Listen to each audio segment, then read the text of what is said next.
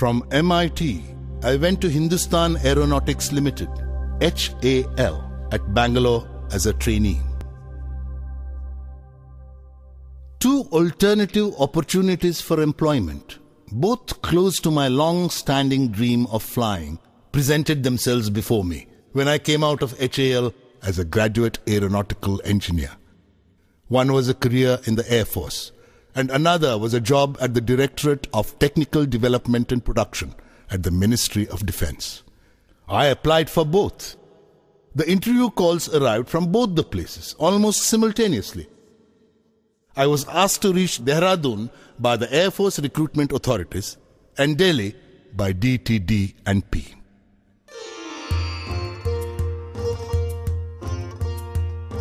My destination was more than 2,000 kilometers away and was to be my first encounter with the vastness of my motherland. Through the window of the compartment, I watched the countryside slip past. It is astonishing how the landscape changes as one moves northwards. I halted for a week in Delhi and appeared for the interview at DTD&P. I did well at the interview. Then I proceeded to Dehradun for my interview at the Air Force Selection Board. I could only finish 9th in the batch of 25. I was deeply disappointed, and it took me some time to comprehend that the opportunity to join the Air Force had just slipped through my fingers. I trekked down to Rishikesh with the knowledge that the days ahead would be difficult. I bathed in the Ganga and walked to the Shivananda ashram, situated a little way up the hill. I met Swami Shivananda, a man who looked like a Buddha, wearing a snow-white dhoti and wooden slippers. I was struck by his irresistible, almost childlike smile and gracious manner. I told him about my unsuccessful attempt to join the Indian Air Force and my long-cherished desire to fly. He smiled and said, "Desire, when it stems from the heart and spirit, when it is pure and intense, possesses awesome electromagnetic energy. This energy is released into the ether each night as the mind falls into the sleep state. Each morning, it returns to the conscious state, reinforced with the cosmic currents. That which has been imaged will surely and certainly be manifested.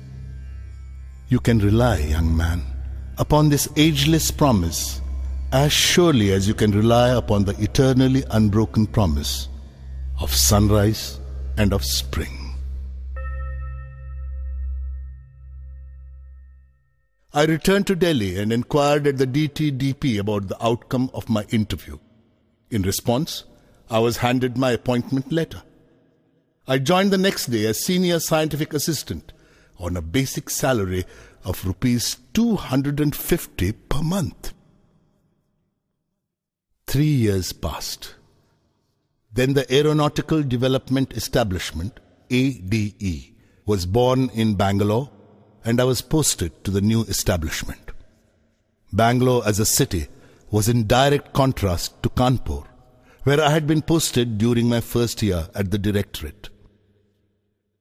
In fact, I feel our country has an uncanny way of bringing out extremes in her people. I suppose it is because Indians have been both afflicted and enriched by centuries of migrations.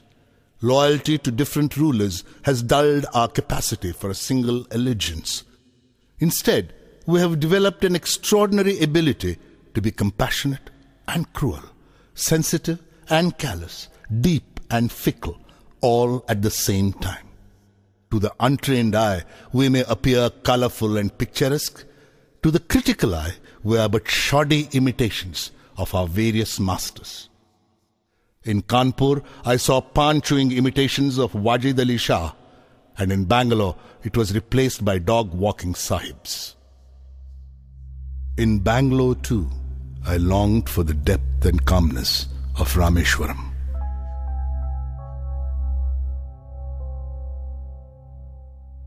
The workload at ADE during the first year was quite light. A project team was formed to design and develop an indigenous hovercraft prototype in 3 years. The hovercraft, completed ahead of schedule, was christened Nandi, after the bull ridden by Lord Shiva. For a prototype, the form, fit and finesse was beyond our expectations. However, to my great disappointment, the project became mired in controversies and had to be shelved. Professor M.G.K. Menon, director of the Tata Institute of Fundamental Research, paid us a surprise visit one day. Asking me several questions about Nandi, he requested a 10-minute ride in the hovercraft with me. A week later, I got a call from INCOSPA, the Indian Committee for Space Research. I went to Bombay to attend the interview for the post of a rocket engineer. I was interviewed by Dr. Vikram Sarabhai along with Professor M.G.K. Menon and Mr. Saraf, then the Deputy Secretary of the Atomic Energy Commission.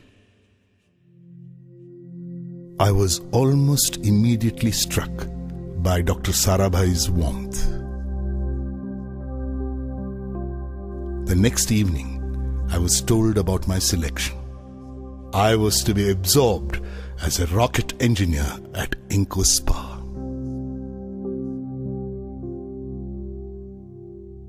Sometime in the latter half of 1962, INCOSPA took the decision to set up the Equatorial Rocket Launching Station at Thumba, a sleepy fishing village near Trivandrum in Kerala.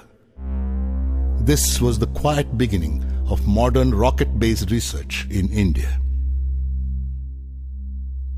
Very soon after this, I was asked to proceed to America for a 6-month training program on sounding rocket launching techniques at the National Aeronautics and Space Administration, NASA. I took some time off before going abroad and went to Rameshwaram. My father was very pleased with this opportunity that had come my way. He took me to the mosque and organized a special namaz in thanksgiving.